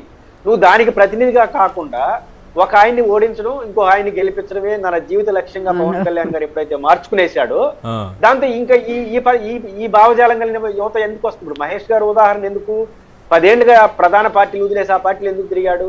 ఇది ఒక ఆల్టర్నేటివ్ అవుతుంది, మనం ఆల్టర్నేటివ్ రాజకీయాలు చేద్దాము, మనం ఎదుగుదామని వచ్చాడు. అది భిన్నంగా ఒకరిని ఓడించడం, ఇంకోని గెలిపించడం తప్ప నాకు పని లేదనుకున్న తర్వాత పీపుల్ దూరం అయిపోయిన తర్వాత తగ్గిపోతారు. ఓకే, సాధారణంగా అందరిలో ఉన్నది ఏంటంటే జనసేన ఉన్నదానికంటే కాస్త బెటర్ గానే ఉంటుందేమో అని అనుకున్నారు. మరి ఇంతలా పడిపోతుందా? పడిపోతుంది, ఆటోమేటిక్ పడిపోతుంది. ఇప్పుడు ఏ భావంతో ఉన్నారు? భావం ప్రధానం. ఈశ్వర్ గారికి వీళ్ళిద్దరికి ఈ 2 పార్టీలే కాదు, మనం కూడా ఎదగదామనే కోరిక వచ్చినప్పుడు ఒక సెక్షన్ నిలబడుతుంది.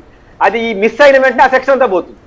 కాబట్టి పవన్ కళ్యాణ్ గారు నేను ఆల్టర్నేటివ్ అవుతాను అనుకున్నాడు, కనీసం తెలుగుదేశంతో పవర్ షేరింగ్ అన్నా తీసుకుంటానన్నాడు. పవర్ షేరింగ్ పోయా, పవర్ పోయా, ఎమ్మెల్యేలు కూడా పోయా, ఇంకా ఆయన ఏం గెలుస్తాడు? కాబట్టి ఇప్పుడు మా తిరుపతిలో వైసీపీ ఎమ్మెల్యేని తీసుకొచ్చి జనసేన పార్టీలో ఇప్పుడు కూడా వైసీపీ ఎమ్మెల్యే, కనీసం నామూషణ ఉండాలి కదా. ఇప్పుడు తిరుపతిలో ఎవరు అనుకుంటున్నారు? జనసేన అభ్యర్థి వైసీపీ ప్రజెంట్ ఎమ్మెల్యే, ఇప్పుడు కూడా ఆయన ఎమ్మెల్యే, వైసీపీ ఎమ్మెల్యే. ఎంపీ బీజేపీకి ఎవరంటే వైసీపీ ఎమ్మెల్యే. ఇప్పుడు అందరూ వైసీపీ వాళ్ళే తిరుపతిలో పోటీ చేస్తున్న. అది ఆసక్తిగా ఉంది, తిరుపతి రాజకీయం అంతా వైసీపీ వాళ్ళే ఉన్నారు అక్కడ. కాబట్టి ఎవరుంటారు ఆల్టర్నేటివ్? కాబట్టి సర్దుకున్నారు. అందువల్ల గ్రాఫ్ పెరిగింది, కానీ ఆయన చేసిన రాజకీయ తప్పుల వల్ల ఆ గ్రాఫ్ మొత్తం పోయింది. సో ఇప్పుడు టికెట్లు అమ్మేసుకున్నారు, వదిలేసుకున్నారు, టీడీపీ వాళ్ళకి ఇచ్చేసుకున్నారంటే నిజానికి వాస్తవ పరిస్థితి ఏంటో పవన్ కళ్యాణ్కి తెలుసు అనమాట, గ్రౌండ్ లో ఏముందనేది. అందుకే టికెట్లు ఇవ్వకుండా, టికెట్లు ఇవ్వడంలో కూడా చెప్పారు. అంటే మహేష్ గారు చెప్పాలి, నాకు ఒకరు పెద్ద వ్యక్తి ఏం చెప్పారంటే, చిరంజీవి గారు 18 మందిని గెలిపించుకొని చాలా వస్తే పవర్ లోకి రావాలి, 18 మందిని గెలిపించుకున్నా కూడా మళ్ళీ వెళ్ళిపోతారు. కాబట్టి మనం ఇప్పుడు 10 మందినో 20 మంది 30 మంది గెలిపించినా వాళ్ళు అటు ఇటు వెళ్ళిపోతారు. కాబట్టి ఎందుకు దానికోసం వేరే ఆల్టర్నేటివ్ చేసుకోవచ్చు కదా వెళ్ళాడని ఒక అంచనా ఉంది, కొంతమంది చెప్తున్నారు. ఎందుకు మన డిబేట్ లోనే ఒకరు చెప్పారు సార్, మన డిబేట్ లోనే మన బిగ్ క్వశ్చన్ లోనే జనసేనకి రిజైన్ చేసిన వాళ్ళు చెప్పినటువంటి మాటలు. కాబట్టి ఎట్టా గెలిచి 20 మందిని గెలిపించుకున్నా వాళ్ళు ఎట్టా మనతో ఉండరు, రేపు తెలుగుదేశం గెలిచినా వైసీపీ గెలిచినా. కాబట్టి దానికోసం ఎందుకు శ్రమ పడ్డం, వేరే ఆల్టర్నేటివ్ తీసుకుని వాళ్ళు మహేష్ గారు చెప్పాలి ఇది ఎంతవరకు కరెక్ట్. మహేష్ గారు ఇదే డిబేట్ లో కూడా కొంతమంది జనసేనకి రాజీనామా చేసి బయటకు వచ్చిన వాళ్ళు మాట్లాడే మాటలు అంటే వాళ్ళు కూడా ఉంటారని నమ్మకం లేదు, ఒక 10 మందిని గెలిపించుకున్నా, సో పూర్తిగా వదిలేసుకున్నారు అన్నది. ఈశ్వర్ గారు ప్రత్యామ్నాయ రాజకీయాలు అవుద్ది, ఖచ్చితంగా ఒక ఆల్టర్నేటివ్ ఫోర్స్ అవుద్ది, ఒక కొత్త తరం రాజకీయానికి అవకాశం వస్తుందని చెప్పి నమ్మి సుదీర్ఘకాలం జనసేన పార్టీలో ప్రయాణం చేశాం.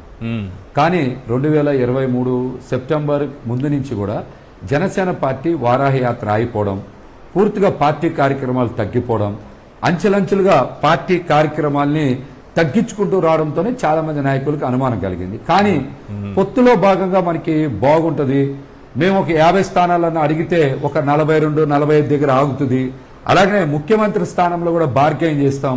చాలా మంది 2.5 years అనుకున్నారు, కానీ పార్టీలో అంతర్గతంగా మాత్రం కనీసం 1 సంవత్సరం 2 సంవత్సరాలు టీడీపీ, 1 year జనసేన, మళ్ళీ 2 years టీడీపీ జరుగుతుంది అనేటువంటి అంతర్గతంగా చాలా సార్లు మాట్లాడుకున్నాం. నాయకులందరూ కూడా ఇలాగే ఉంటుందని అనుకున్నాం. కానీ స్లోగా అది వచ్చిన తర్వాత 32 అనుకున్నాం, లేదు ఫస్ట్ 24 కాపారు, దాన్ని 24 తర్వాత ఎవరైనా మాట్లాడితే 21 కాపారు, ఇంకా ఏమైనా మాట్లాడితే 18కి వస్తుందని భయపడారు అందరు కూడా, 18కి 17కి వచ్చేస్తుందని భయపడిపోయారు అందరు కూడా. అట్లా అయింది కూడా నిజంగానే. అవనిగడ్డ లాంటివి తీసుకుంటే పోతిన గారు. కన్క్లూడ్ చేయండి సార్, సమయం ఇచ్చిపోయింది, ప్లీజ్ చెప్పండి సార్. టీడీపీ వాళ్ళని తీసుకొచ్చి జనసేన తీసుకున్నారు. అమ్మ అడిగాం, లక్ష్మీభారతి గారు అడిగాం, మాట్లాడు.